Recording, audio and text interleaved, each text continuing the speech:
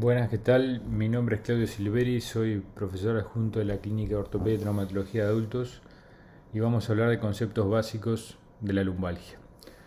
Antes que nada hay que tener claro que la lumbalgia no es un diagnóstico, el dolor lumbar no significa tener un diagnóstico, ni tampoco es un diagnóstico, una entidad nosológica, es decir, no es una enfermedad. La lumbalgia es la expresión, es un síntoma y puede ser la expresión de múltiples patologías, no siendo siempre el raquis el responsable de esta sintomatología. ¿Cuál es la importancia del dolor lumbar? Que es la principal causa de limitación en las actividades de vida diaria en la población menor de 45 años. Está entre la primera y segunda causa de consulta médica. Es la segunda causa de ausentismo laboral. Tener en cuenta que el 90% son enfermedades mecánicas, como veremos más adelante, y que solo el 10% son secundarias a patologías raquídeas o no vertebrales. Por lo tanto, esto configura un problema de salud pública que ustedes como médicos se van a enfrentar frecuentemente a lo largo de su carrera profesional. Cuando estamos frente a una lumbalgia, es decir, cómo se define, es un dolor en el dorso, localizado entre el reborde costal, o sea, el reborde costal posterior, y los pliegues glúteos por debajo. Puede tener irradiación a miembros inferiores, es decir, está acompañado o no, y configurar una lumbosciatalgia o una lumbocruralgia. La lumbalgia o lumbago son sinónimos, es decir, simplemente se refiere al dolor en esta zona donde referimos anteriormente. ¿Cómo las clasificamos? Siempre las clasificaciones sirven para diferenciar o agrupar pacientes a forma de hacer un diagnóstico correcto y sobre todo un tratamiento correcto. Las lumbalgias las hay mecánicas, inflamatorias y aquellas que son inespecíficas, en donde no se encuentra una causa clara. Siempre esta agrupación va en el contexto del paciente, la edad, la ficha patronímica, el antecedente laboral, cómo se hizo, cómo comenzó con ese dolor, etc. Un dolor mecánico es aquel que generalmente se acompaña o se da en el curso de un movimiento, mientras que un dolor inflamatorio es aquellos que son más larvados, no tienen un ritmo con las actividades, pueden ser acompañados de síntomas acompañantes o signos como la fiebre y otros síntomas que veremos más adelante. Otra forma de clasificarnos, que tampoco existe una entidad, un tiempo exacto, es si la lumbalgia es de reciente comienzo, aguda o crónica. Dentro de la evaluación del paciente, como decíamos anteriormente, es fundamental la historia clínica y el examen físico, y su utilidad es mayor para descartar que para diagnosticar. Esto es tan rojo porque es fundamental hacer una correcta anamnesis en un examen físico. Nos permite catalogar a los pacientes y tratarlos correctamente. El 84% de las lumbalgias son inespecíficas, es decir, no se conoce la causa o el dolor no guarda una relación directa con una lesión radiológica o paraclínica. Hoy en día radiológica puede ser incluso otros estudios de imagen, como vamos a ver más adelante. Sí existen, esto los americanos hace unos años hicieron lo que se llaman signos de alerta roja o red flags, que son estos que ven ahí: menor de 20 años, mayor de 55 años, fiebre, adelgazamiento, un antecedente traumático, si hay una disfunción vesical rectal, es decir, incontinencia o algo por el estilo, y el dolor si tiene un componente nocturno claro y si hay un antecedente de patología neoplásica. Cuando uno se enfrenta a un paciente con estas características, debe tener en cuenta o prestarle mayor atención a la etiología o buscar una etiología un poquito más complicada. ¿Por qué? Porque la lumbalgia puede ser desde una causa muy banal o inespecífica hasta problemas muy graves como los tumores. Esto, como veníamos diciendo, la anamnesis y el examen físico son la base del diagnóstico correcto. Como toda la patología, se basa en la inspección, palpación, la movilidad, y en este caso anexamos el examen neurológico, sobre todo periférico, donde en base a la fuerza, la sensibilidad de los reflejos podemos tener una idea de la localización o la eventual localización del problema. Siempre hay que ser sistemático, ordenado y completo. Esto nos permite diferenciar o nos permite ponernos en la pista de la etiología, pero deben tener en cuenta siempre que un dolor lumbar no siempre es causado por problemas del raquis o de la columna, sino que puede ser también originado por las causas viscerales, causas renales, causas retroperitoneales, incluso causas ginecológicas, entre otras.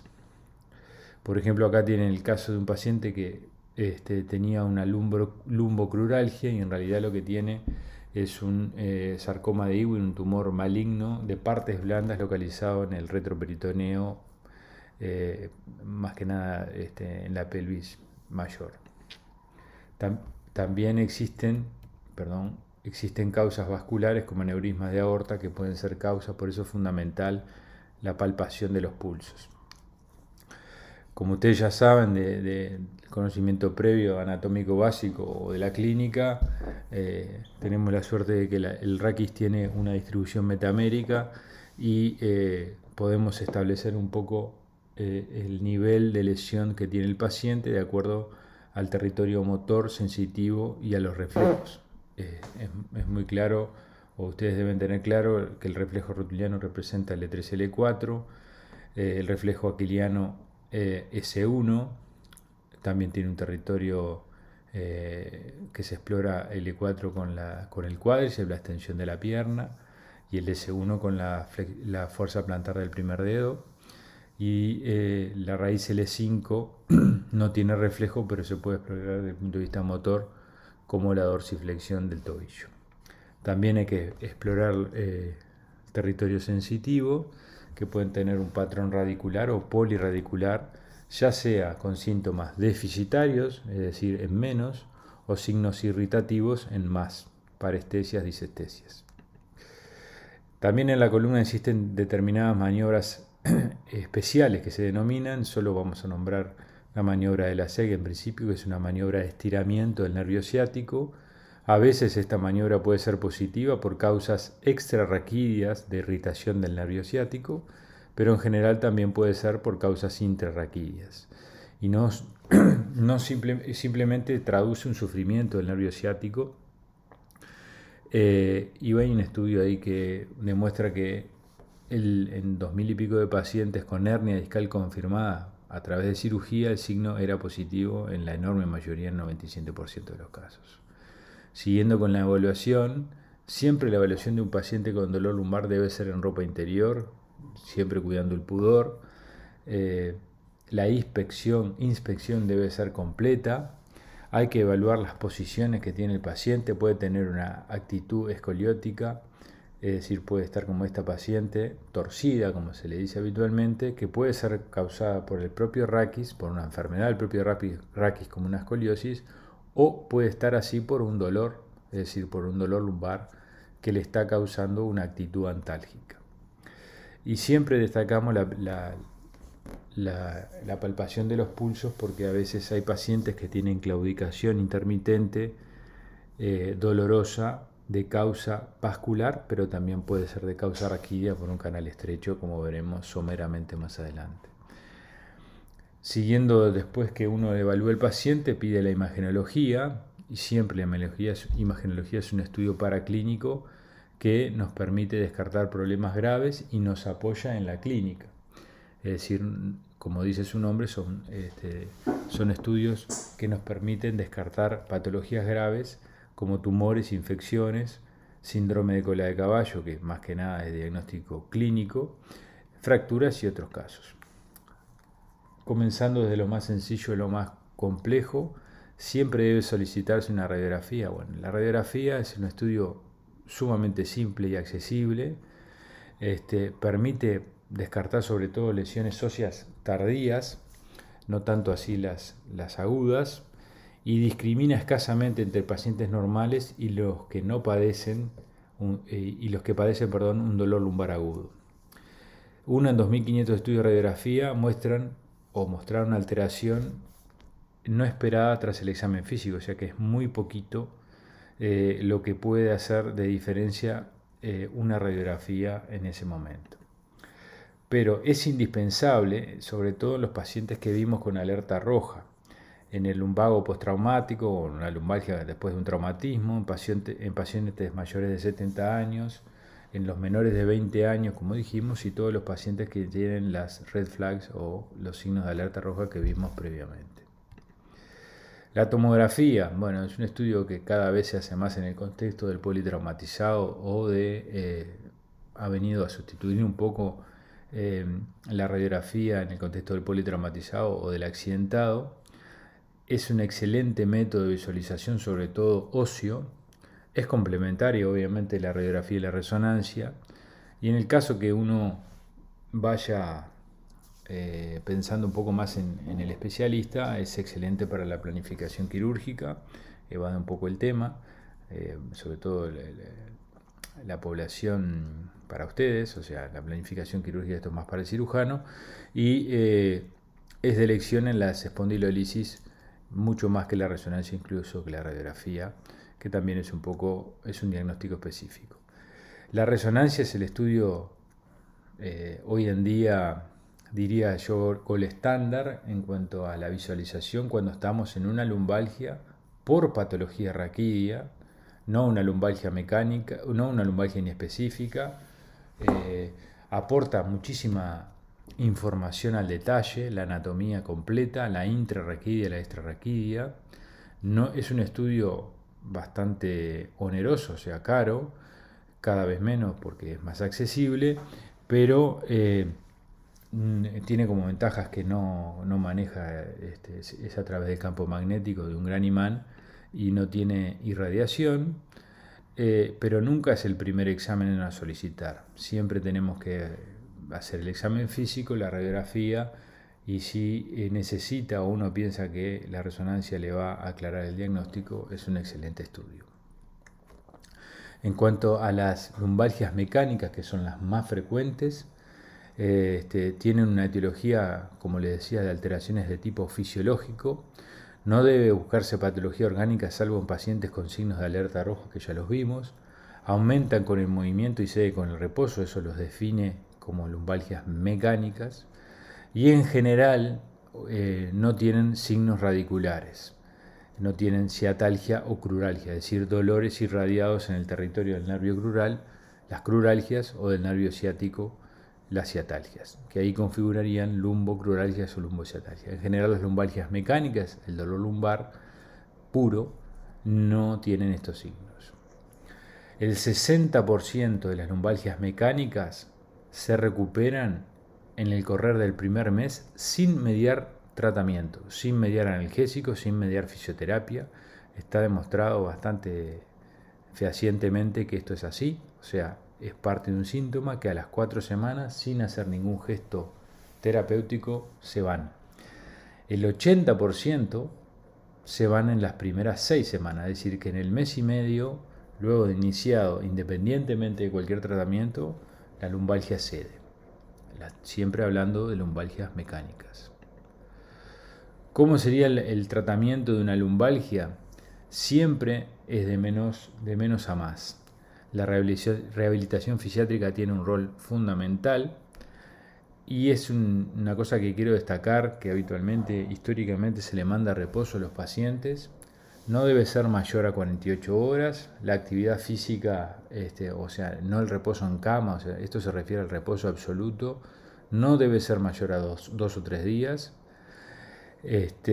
Y se le puede hacer un tratamiento analgésico con AINES, que hay variados. Incluso se puede aportar corticoides o la combinación de ambos. No es el objetivo de la charla hablar de eso. Si el paciente no mejora de luego de 2 o 3 semanas de un correcto tratamiento instituido fisiátrico y analgésico, también tenemos que tener en cuenta los factores psicosociales del paciente, que también los tuvimos que tener en cuenta en la ficha patronímica, los antecedentes personales y patológicos. Y en general esto también está bastante documentado, que determinados perfiles psicológicos o psicosociales influyen en la cronificación del dolor lumbar y dan un gran, sobre todo, un grado de incapacidad que va asociado a la lumbalgia. El dolor, como ustedes saben, no es nociceptivo puro, es decir, que en el dolor intervienen factores socioculturales, es completamente subjetivo, nadie siente el dolor de otro, siempre todos, cada uno de nosotros nos sentimos nuestro dolor, por lo tanto es multifactorial. El dolor neuropático, que no es el objetivo de esta charla, es el dolor originado en el propio nervio, por decirlo de alguna forma, tiene un tratamiento específico, también un abordaje multidisciplinario, y hay unos signos que son los signos de Waddell que nos permiten diferenciar si este dolor no es orgánico. Tampoco es el objetivo de esta charla, y son unos puntos que uno toca que a veces no cierran con la clínica del paciente, es decir, el examen físico, y puede hacer pensar de que ese dolor es una respuesta inadecuada al dolor, o lo que se llama también CAE o conducta alterada al dolor. Cuando la lumbalgia se cronifica en el tiempo y es inespecífica, se deben tener estos parámetros, es decir, reducir el uso inadecuado y crónico de los fármacos analgésicos, sobre todo de los opioides. Mantener la actividad física es fundamental, cualquiera sea, incluso puede ser hasta de impacto si el paciente es bueno para él y está acostumbrado, o recomendamos siempre actividades en el agua donde no hay gravedad, y el paciente que tiene un dolor crónico, lumbar o cualquier otro, debe aprender a manejar su dolor y los problemas asociados. Hay unidades de dolor crónico que se dedican específicamente al tratamiento de este tipo de dolores a fin de mejorar la calidad de vida de estos pacientes y minimizar los costos, sin sacrificar la atención médica. Ahora, algunas etiologías específicas que sí nos atañen a los que nos dedicamos específicamente a esta región, simplemente para tener un poco de idea, porque siempre se habla, esto quiero aclarar que no son las etiologías más frecuentes, pero es las que sí vemos nosotros. Cuando vamos a hablar de algunas frecuentes, hay muchas más, no es el objetivo de la charla. El disco intervertebral, como ustedes saben, tiene una función sobre todo de transmisión de cargas, y depende sobre todo de la integridad completa del disco y sobre todo de la matriz extracelular para la transmisión de las mismas. Es un elemento que genera estabilidad del segmento raquídeo, y cuando está dañado da inestabilidad del segmento. O sea, un segmento, según Kikardi Willis, que es un autor ya muy viejo, es las dos vértebras y el disco intervertebral. Si uno tiene un disco dañado, ese segmento está inestable. Puede haber a veces dolor lumbar y radicular por un defecto del disco, sin que el disco sea el causante de la compresión radicular, y eso es por un fenómeno inflamatorio. Es decir, usted puede tener un disco enfermo y tener un dolor radicular sin haber un efecto mecánico del disco sobre la raíz. Y eso es porque se ha visto que en el ambiente de un disco dañado hay citoquinas inflamatorias y células inflamatorias que podrían explicar los síntomas radiculares a pesar de no tener una compresión mecánica. La hernia de disco, tan famosa, que es distinto de la discopatía degenerativa, toda hernia se define cuando el contenido de una cavidad sale por su continente. Las hernias tentoriales, las hernias umbilicales, y la hernia de disco no es una excepción. Es decir, el continente es el anillo fibroso y el contenido es el núcleo pulposo. Se rompe su continente, es decir, el anillo fibroso, y el núcleo pulposo sale a través de su pared, comprimiendo o no estructuras nerviosas dependiendo del nivel. Incluso existen las hernias discotorácicas, obviamente cervicales, y las más frecuentes, que son las lumbares, causando generalmente lumbalgias o lumbocruralgias o lumbociatalgias, con una distribución radicular de acuerdo a la raíz que haya comprimido. De acuerdo al tipo de daño que haga en la raíz, puede haber síntomas irritativos o pasado el tiempo síntomas deficitarios como ausencias, paresias o plegias del territorio motor, así como ausencia de los reflejos en el caso de que esa raíz tenga reflejo.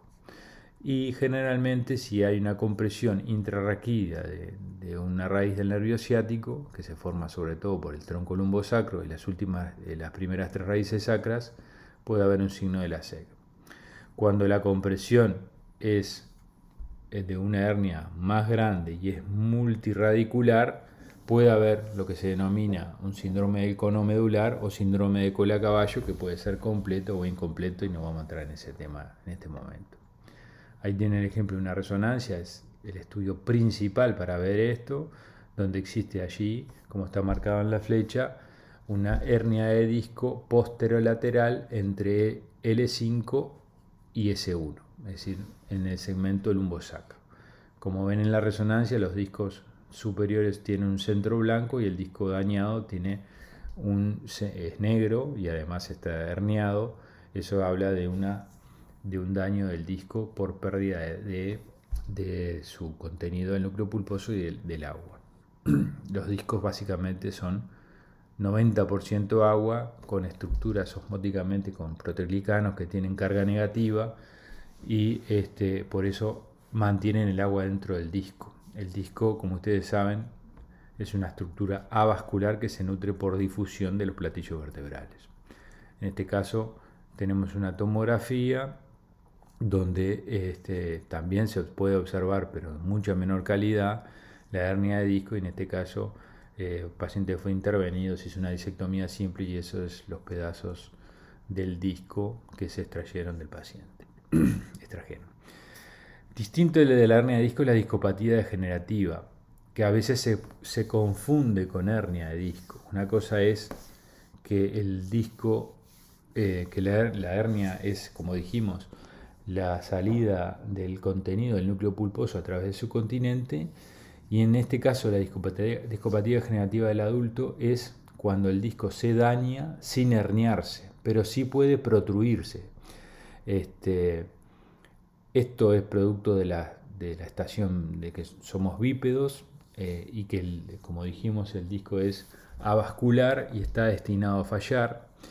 Y es un disco que en la resonancia se va a ver con pérdida de agua, lo vamos a ver negro en las secuencias T2, tiene una altísima frecuencia y es una de las principales causas de ausentismo laboral y obviamente un gran costo al sistema laboral. Es el famoso envejecimiento o desgaste. Protrusión discal sería el diagnóstico de una discopatía degenerativa lumbar del adulto. No es lo mismo que una hernia de disco, y muchas veces se confunde en la práctica clínica. Ahí tenemos ejemplos de una columna sana con el disco alto, con buena altura, separando las vértebras, y a medida que va pasando el tiempo, ese disco va perdiendo agua, va perdiendo los proteoglicanos, se va pinzando el espacio. Cuando dice tengo un pinzamiento, mucha gente dice tengo un pinzamiento, en realidad es que radiológicamente el espacio discal, como se ve acá en la foto de la derecha, se va disminuyendo, se va pinzando, porque el disco se va dañando y se va degenerando. Muchas veces ponemos el ejemplo que la discopatía, la degeneración discal es como un alfajor de dulce de leche, donde el disco sería el dulce de leche y las galletas las vértebras, y uno apretaría o se pinzaría ese espacio y el dulce de leche saldría, pero no está roto, es distinto de una hernia. Bueno, esto es un poco explicando lo que decíamos. La deshidratación del núcleo hace que pase esta cascada de eventos y que vaya a su vez ese disco protruido hacia el canal raquídeo, donde están los nervios o la médula, dependiendo de donde estemos de nivel, se vaya estenosando, y esta degeneración discal, conjuntamente con otros elementos, con la hipertrofia de las facetas, de la cápsula articular, de las facetas articulares del sector posterior, va generando lo que se denomina un canal lumbar estrecho, que como vamos a ver un poquito más adelante. Esto es un poco el ejemplo de las clasificaciones de lo que vendría a ser el disco en un espécimen cadavérico en la resonancia en la radiografía, y esto es una discografía que no se usa más. Esto que le decíamos, el canal lumbar estrecho, es cuando la estenosis por donde pasan las raíces en el canal lumbar se da por fenómenos degenerativos. Por lo tanto, esto es la artrosis de columna, la expresión de la degeneración en la columna. Esto pasa en pacientes mayores a 60, 65 años, es una patología del adulto mayor que da una claudicación neurológica, que es muy importante distinguir, como decíamos antes, de una claudicación vascular intermitente. Y como ven ahí en la figura de esa resonancia, en un espacio L4, L5, donde debería de haber raíces, se ve todo negro porque hay el disco protruido, la hipertrofia facetaria, es decir, los ligamentos, tanto facetarios de las facetas como el ligamento amarillo, van hipertrofiándose, y entonces el sector donde pasan los nervios se va estenosando. Es muy raro, no se ve, y esto no genera una paraplegia. El paciente no va a dejar de caminar por esto, pero sí genera un dolor, y en general, como es multisegmentario, no tiene una clara irradiación. A veces puede haber excepciones a esto, y a veces puede haber excepciones a que la discopatía degenerativa pueda asociarse a una hernia, pero no es la regla general. Es la etapa final de la artrosis de columna, y esto en general requiere gestos terapéuticos, primero no invasivos y luego invasivos. Como ven ahí, en este caso es un canal estrecho que requirió una liberación de lo que estaba estenosado, y como uno libera y saca mucho hueso, la columna queda inestable y se utilizan esos elementos que se llaman tornillos pediculares y barras para estabilizar la columna, que tampoco es el objetivo de la charla. Bueno, ahí se ve cómo está la liberación. Eso que ven ahí son los tornillos colocados, las barras todavía no están, y la liberación que se hace en ese sector donde estuvo la estenosis. Eso era un poquito el resumen de esas patologías más frecuentes. Y para llevarse a casa, la lumbalgia no es un diagnóstico, no es una enfermedad, sino que es un síntoma que puede ser causado por múltiples etiologías, desde las banales hasta las más complejas. En este mismo sentido va que la lumbalgia no siempre es de origen raquídeo. Recordar los signos de alerta roja, que la mayoría mejoran entre 4 a 6 semanas sin mediar tratamiento, sobre todo las lumbalgias que nos estamos refiriendo mecánicas, que cuando uno habla de un dolor lumbar, la radiografía al inicio no es muy necesaria, simplemente el objetivo es calmar el dolor del paciente, mucho menos una resonancia, que es de resorte del especialista. Y esto, bueno, es un concepto que cuando uno sí tiene una afectación radicular, crural o ciática, en general la compresión está intrarraquídea, aunque puede haber otras compresiones a lo largo del nervio. Hay causas más serias de lumbalgia que evaden a esta clase, como son los tumores, las metástasis, pero simplemente era un paneo para tener un poco en cuenta cómo es el abordaje de un dolor lumbar. Muchas gracias.